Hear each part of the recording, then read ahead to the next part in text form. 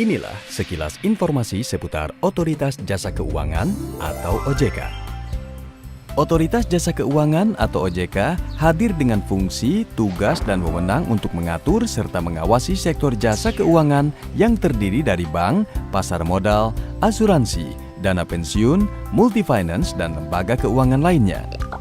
Dalam amanat yang tertuang pada Pasal 4 Undang-Undang Nomor 21 Tahun 2011 tentang Otoritas Jasa Keuangan, telah ditegaskan bahwa pembentukan OJK itu memiliki tujuan agar seluruh kegiatan di dalam sistem jasa keuangan dapat terselenggara secara teratur, adil, transparan, dan akuntabel. Mampu mewujudkan sistem keuangan yang tumbuh secara berkelanjutan dan stabil, serta mampu melindungi kepentingan konsumen dan masyarakat.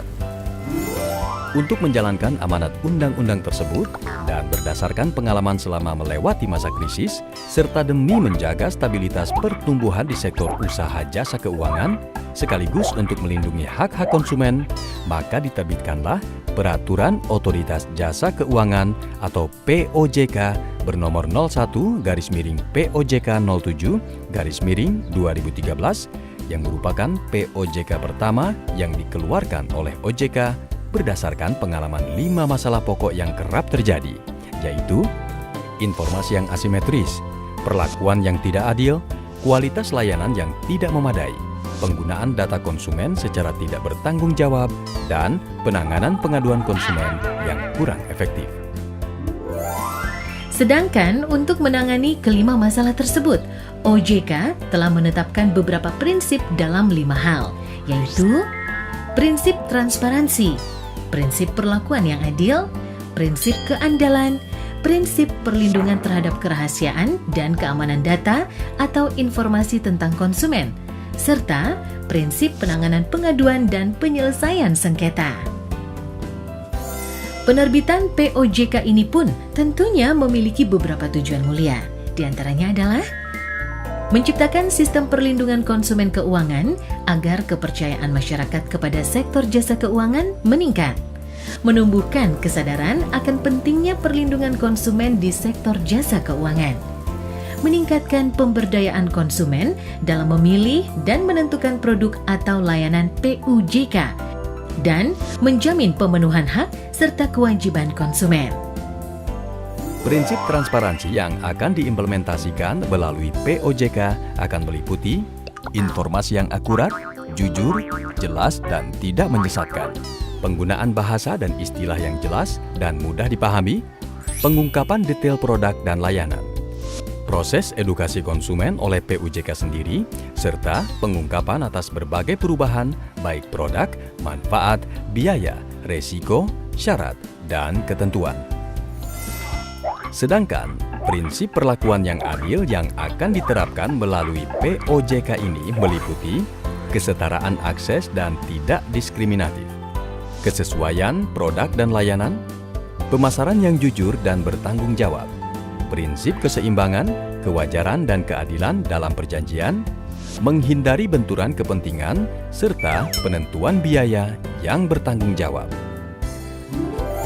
Adapun prinsip keandalan yang akan menjadi fokus POJK meliputi menjamin kualitas produk dan layanan serta melindungi aset dan dana konsumen, bertanggung jawab atas kerugian konsumen yang diakibatkan oleh kelalaian yang dilakukan pihak PUJK, memberikan bukti kepemilikan produk dan manfaat kepada konsumen, memberikan laporan posisi saldo konsumen, dan melaksanakan instruksi konsumen yang sesuai dengan perjanjian. Sedangkan prinsip dalam menjaga kerahasiaan data dan informasi tentang konsumen akan meliputi PUJK dilarang memberikan data konsumen kepada pihak ketiga tanpa persetujuan konsumen, dan PUJK dilarang menggunakan data konsumen yang diperoleh dari pihak ketiga tanpa persetujuan konsumen. Dalam menyikapi penanganan pengaduan konsumen dan penyelesaian sengketa, maka prinsip POJK akan meliputi memiliki mekanisme dalam menangani pengaduan konsumen, memiliki unit kerja khusus dalam menangani pengaduan konsumen, menyampaikan permintaan maaf dan ganti rugi jika pengaduan konsumen benar, menyampaikan pengaduan konsumen secara berkala setiap 3 bulan kepada OJK, dan menindaklanjuti pengaduan konsumen paling lambat 20 hari sejak disampaikan dan dapat diperpanjang sesuai ketentuan. Adapun pengaduan konsumen yang dapat difasilitasi oleh OJK dan ketentuannya adalah sebagai berikut.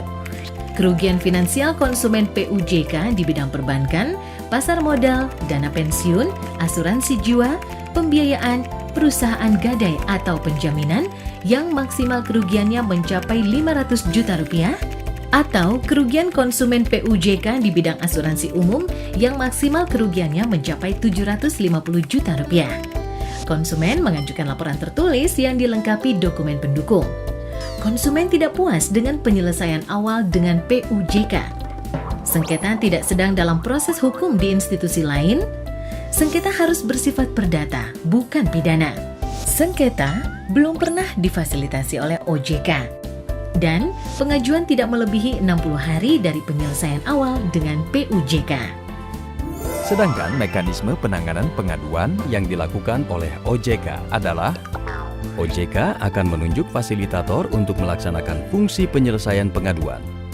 Kesepakatan antara konsumen dan PUJK untuk difasilitasi oleh OJK harus dituangkan dalam bentuk perjanjian tertulis.